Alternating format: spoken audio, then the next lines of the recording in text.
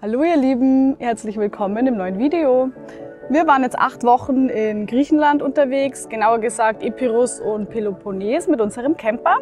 Und das Ganze haben wir für euch noch mal ein bisschen zusammengefasst.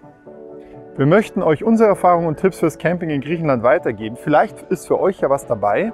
Das ist mal ein ganz anderes Video als bisher. Schreibt doch gerne in die Kommentare, wie es euch gefallen hat.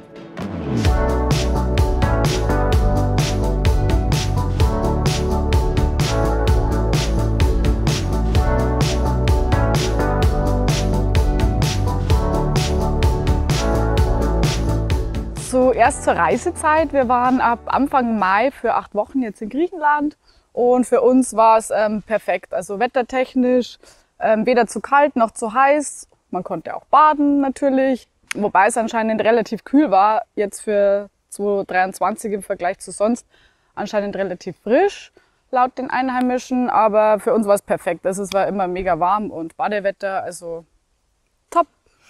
Es war auch nicht wirklich viel los. Also Hauptsaison ist in Griechenland wohl wirklich so Juli, August tatsächlich laut den Einheimischen. Ja, war mega entspannt immer, nur am Pfingstwochenende, was bei den Griechen auch eine Woche später ist als bei uns Deutschen. Das ist vielleicht auch ganz interessant zu wissen.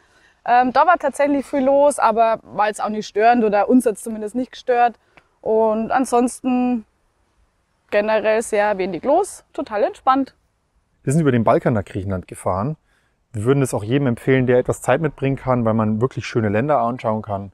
Kroatien kennen ja viele, aber Montenegro und Albanien haben uns wirklich überrascht. Das sind wirklich super schöne Länder, sehr nette Leute, absolut sehenswert, aber da sollte man etwas Zeit mitbringen. Schneller geht's mit der Fähre über Italien, und zwar zum Beispiel von Ancona nach Igoumenitsa oder von Brindisi nach Patras. Da gibt's unterschiedliche Fähranbieter. Man sollte auf jeden Fall früh genug die Überfahrt buchen, denn gerade für Camper sind diese schnell ausgebucht. Camping an Bord ist leider nicht mehr möglich. Früher gab es das ja. Wir würden dringend empfehlen, eine Kabine zu buchen, denn die Schlafsessel im Schlafsaal sind nicht wirklich bequem. Auf unserer Heimreise von Griechenland haben wir uns noch ein paar Sachen angeschaut. Aber am Ende von diesem Video könnt ihr euch anschauen, wie das dann mit der Fähre so war und wie das so ablief. So, zur großen Frage wegen unseren Stellplätzen. Kommen ja doch öfter mal Fragen rein. Also wir waren nur freigestanden bzw. wildcampen, wenn man es so sagen darf. War jetzt zur Nebensaison überall geduldet, beziehungsweise die Einheimischen waren tatsächlich manchmal sogar richtig happy und total freundlich, dass Gäste da waren. Alle grüßen einen und sind sehr offen, hilfsbereit. Man kriegt dann mal Orangen oder so geschenkt am Straßenrand. Sprich, freistehen war für uns überhaupt kein Problem. Wir wurden kein einziges Mal irgendwie weggeschickt. Also zur Nebensaison kann man das auf jeden Fall empfehlen. Und um jetzt die Frage zu beantworten, wir nutzen für die Stellplatzsuche die App Park4Night und Google Maps. Die App hat super funktioniert in Griechenland, aber als Tipp auf jeden Fall Google Maps mit Satellit am besten dazu nutzen, um sich halt einfach einen Überblick zu verschaffen, wie die Straßenverhältnisse sind. Weil ja, die Beschreibungen sind manchmal nicht ganz so konkret in der App und man kann sich einfach selber, wie gesagt, einen Überblick verschaffen und dann entscheiden, ob das passt oder eben nicht. Genau, also für uns hat das so super funktioniert. Ansonsten aber, wenn man auch ein bisschen die Augen offen hält, kann man bei Tavernen oft stehen. Die Voraussetzung ist natürlich schon, dass man dort was konsumiert, essen gehen oder oft mal nur einen Kaffee. Einfach nachfragen, mehr als Nein sagen geht nicht und ist auch eine gute Option. Es gibt auch noch so sogenannte Aussteigerstrände. Da sind dann schon einige Camper auch, die da tatsächlich wohnen oder halt einfach das ganze Jahr da stehen. Da gibt es dann auch meistens eine Wasserversorgung und es fahren sogar Händler vorbei mit den lokalen Spezialitäten, sage ich mal, Gemüse, Wein etc. Und ja, wenn man ganz viel Glück hat, kommt sogar noch der Friseur vorbei. Auf einem Campingplatz waren wir natürlich auch mal, wegen Fähr- und Entsorgung natürlich. Und hauptsächlich aber eigentlich aus einem anderen Grund, aber dazu später dann noch mehr. Die Wasserversorgung in Griechenland war überhaupt kein Problem. Gefühlt gibt es an jeder Ecke einen Wasserhahn. An den Stränden gibt es meist sogar Duschen, wo man auch kostenlos duschen kann. Hier lohnt sich auf jeden Fall ein Blick in Park4Night. Da sind viele Wasserstellen eingetragen. Die Wasserqualität war auch überall wirklich gut. Lediglich auf den Inseln, auf denen wir waren, also Lefkada und Elafonissos, war das Wasser geklort. Aber da wir das Wasser eh nicht trinken, sondern nur zum Waschen nehmen, war das für uns überhaupt kein Problem. Auch das mit dem Müll haben die Griechen wirklich gut gelöst. Gefühlt steht an jeder Ecke ein Container, wo man seinen Müll entsorgen kann. In manchen Kommunen gibt es sogar ein Mülltrennsystem mit verschiedenen Containern. Und gefühlt standen die Container wirklich überall, auch an den Stränden. Lohnt sich sogar Müll einzusammeln, denn die Container sind wirklich nur 10 Meter entfernt gefühlt. Die Straßenverhältnisse in Griechenland sind in der Regel relativ unproblematisch. Lediglich die letzten Kilometer zu den Stellplätzen können dann doch sehr eng und steil werden. Wir hatten allerdings mit unserem Fiat Ducato, der 6 Meter lang ist und nur Vorderradantrieb hat, nie ernsthafte Probleme. Auch bei engen, sehr engen Straßen, bei engen Serpentinen ging es eigentlich immer, auch ohne Rangieren.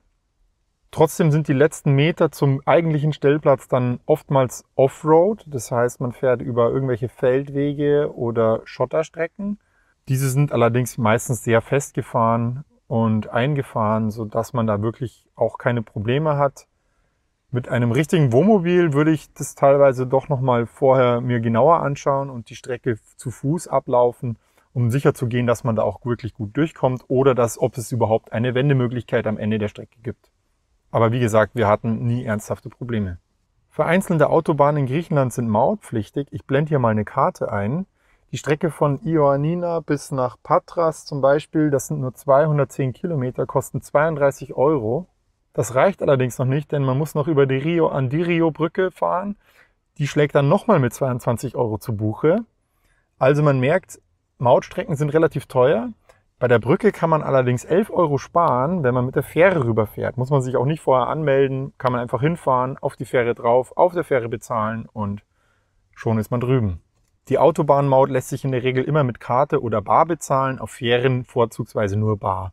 Das heißt, man sollte eigentlich immer ausreichend Bargeld dabei haben, dann hat man auch nie ein Problem. Jetzt nochmal zurück zum Campingplatz. Der Grund dafür war eben, dass wir auch ja mal Wäsche waschen mussten. Und die Waschsalons in Griechenland, die wir jetzt zumindest gefunden haben, die waren relativ teuer und es gibt auch gar nicht mehr so viele. Deswegen haben wir uns dann für einen Campingplatz entschieden. Die Preise waren da immer so um die 20 Euro plus ein Zehner für die Wäsche. Sprich, war dann insgesamt günstiger als wie nur Wäsche waschen im Waschsalon. Und man bekommt auch noch eine Dusche. Im Waschsalon gibt es ja auch die Möglichkeit, die Wäsche waschen zu lassen. Das kostet dann aber tatsächlich fast genauso viel, wie wenn man es selber wäscht. Haben wir auch einmal ausprobiert, das war dann echt cool. Geht zwischendurch in die Stadt und die Wäsche ist dann ready. Wir waren ja länger in Griechenland unterwegs und dafür haben wir auf jeden Fall eine zuverlässige mobile Internetlösung benötigt. Das war überhaupt kein Problem, denn in Griechenland gibt es bei fast allen Anbietern eine sogenannte SIM-Karte für Touristen, die per Prepaid bezahlt wird und dann in jedes Gerät einfach eingesteckt werden kann und sofort aktiviert wird. Wir waren dafür bei Vodafone, das hat 20 Euro gekostet und hat uns anfangs 30 GB Volumen gegeben. Klingt jetzt erstmal gar nicht so günstig, wenn man das mit anderen Ländern vergleicht, aber wir konnten pro Woche für 6 Euro eine echte Flatrate dazu buchen mit unbegrenzten Daten. Das war natürlich für unsere Anwendung total optimal, weil wir unsere Datenmengen überhaupt nicht abschätzen konnten. Und 6 Euro die Woche ist echt ein guter Preis. Das Ganze war sogar im 5G-Netz, was echt praktisch ist, denn so hatten wir eine super Verbindung auch an entlegenen Stränden. Das war immer gutes Netz und hat immer gut funktioniert. Wir haben einen mobilen Router im Auto. Ich verlinke den mal in der Videobeschreibung. Das ist für uns die beste Lösung, denn so können wir mit dem Gerät in den Laden reingehen und die Mitarbeiter konnten uns die Karte installieren und alles Nötige einstellen, dass sofort alles gut funktioniert hat. Denn oftmals müssen noch Verbindungsdaten eingerichtet werden. Und da das Gerät mobil mit Akku ist, konnten wir das einfach mit in den Laden nehmen und es war alles überhaupt kein Problem. Nun zu den Kosten. Die Dinge des täglichen Bedarfs kosten in Griechenland ungefähr genauso viel wie bei uns. Obst und Gemüse bekommt man sehr günstig auf Märkten und an Straßenverkäufen. Hier gleich der Tipp. Geht zum Sklavenitis. Das ist der Laden in Griechenland. Da bekommt man quasi fast alles, was man will. Auch die Griechen kaufen da sehr viel ein. Könnte man mit einem Edeka wie bei uns vergleichen. Man bekommt eigentlich alles, was man braucht. Auch interessant, Gaskartuschen kriegt man in Griechenland quasi in jedem Supermarkt. Große Gasflaschen an eigenen Stationen, aber die sind auch sehr weit verbreitet. Die Preise in Griechenland in der Gastronomie sind wirklich günstig. Wasser bekommt man quasi umsonst, beziehungsweise 50 Cent pro Flasche. Wein kostet pro Liter zwischen 5 und 10 Euro. Bier ist relativ teuer, aber da sind wir Deutschen wahrscheinlich ziemlich verwöhnt. Ein Hauptgericht wie ein Gyros-Teller oder ein Tintenfisch liegt zwischen 8 und 10 Euro. Wir haben das Gefühl, generell sind Dienstleistungen relativ günstig in Griechenland. Ich war beim Friseur und das hat auch nur 10 Euro gekostet. Also da waren wir wirklich überrascht. In den 8 Wochen in Griechenland haben wir so einiges erlebt und richtig coole Sachen unternommen, wie zum Beispiel eine alte Radarstation besichtigt, dann alte Bergdörfer, schnucklige Orte, waren in diversen Wasserfällen baden. Und dazu machen wir euch aber nochmal ein separates Video, weil das wird hier einfach den Rahmen sprengen. Schreibt doch in die Kommentare, was dich davon am meisten interessieren würde. Das Video kommt nächste Woche und damit verabschieden wir uns. Ciao!